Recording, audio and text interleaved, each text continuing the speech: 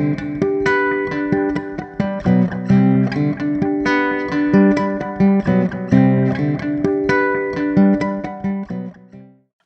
I'm Karen Sukney with Take by Video for Healthcare Packaging.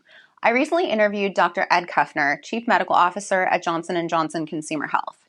Throughout his career, including time in the emergency department and poison center, Ed has been really passionate about patient safety, and he's worked with a broad range of internal and external stakeholders to tackle complex public health issues, such as preventing medication errors, accidental unsupervised ingestions in children, misuse, abuse, and overdose.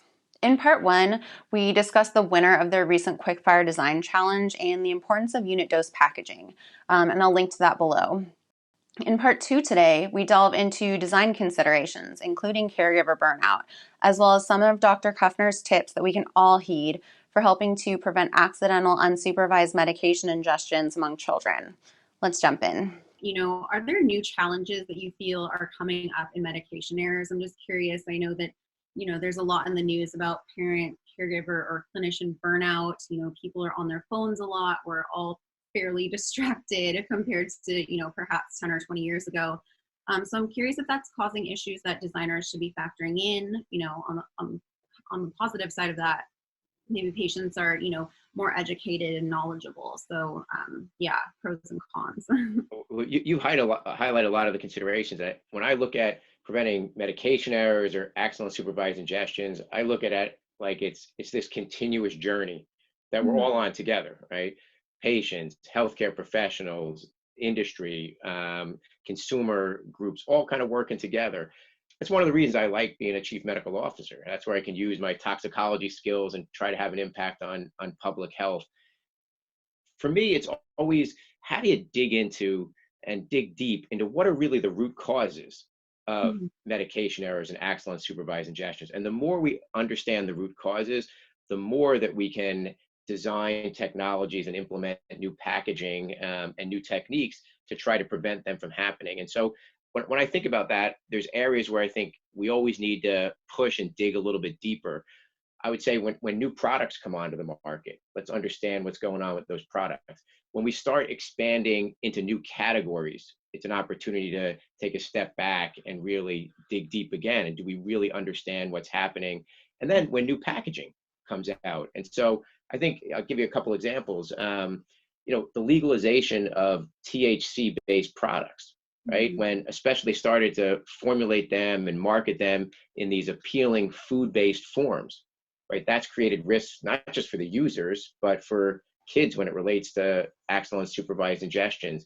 I think as categories expand, we're seeing expansion in the area of, say, natural products and supplements. I think there's an opportunity for all of us, right? How do we further refine how these supplements are dosed? Can we put additional measures in place to protect children, like adding dosing devices and child-resistant packaging like we have on more traditional over-the-counter or prescription medicines?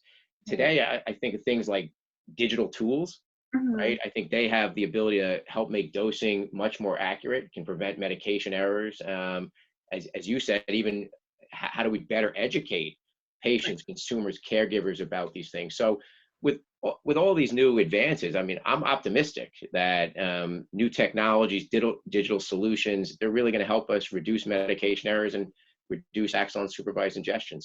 Okay, great. Yeah, you bring up a really good point about the supplements, because they have just traditionally been in these, regular HDPE bottles, not necessarily having any child resistance on them. And just because they're over the counter doesn't mean that, they couldn't be dangerous to a kid. So absolutely, that's where you always got to do a risk-benefit analysis and strike the right balance.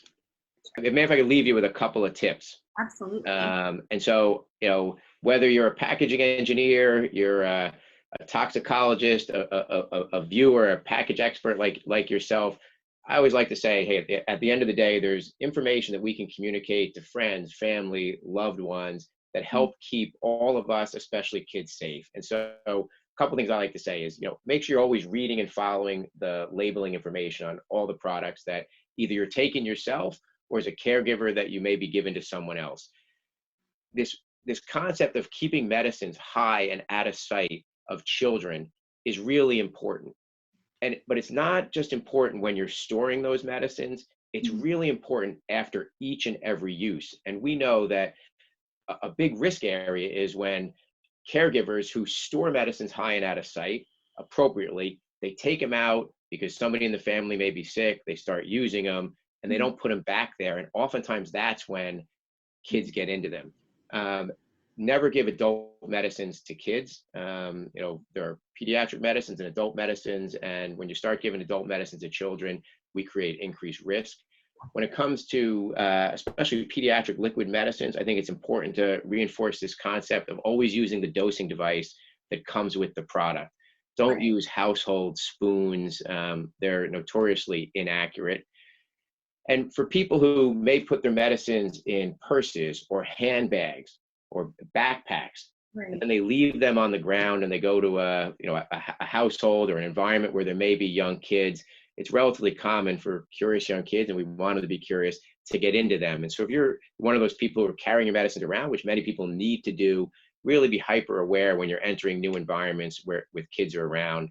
And sometimes you hear from people, even when I was in the emergency department, you'd hear people say, oh, I didn't want to call the poison center. I didn't want to call and bother the healthcare professional. I would say, as healthcare professionals, Mhm. we want to hear from patients, right? And Right. so if you have a question, if you have a concern, you're unsure, reach out and contact a healthcare professional. We're always here to help. And what I would say is, on top of that, in the United States here, we have an unbelievable poison center system. And the poison centers are open 24/7. They have healthcare professionals on the ready to help you. So if you ever have any questions about yourself or someone you're caring for, call the Mhm. poison center. They can give fantastic advice and they're happy to do it. Okay, great. Yeah, those are good tips. I mean, we are all ultimately responsible for, the health of people around us in terms of at least not exposing children to packages that they shouldn't be around. So that Absolutely. But thank you so much. Very enjoyable talking with you, and I really appreciate it. likewise. Thank you so much, and hope you have a great rest of your day. You too.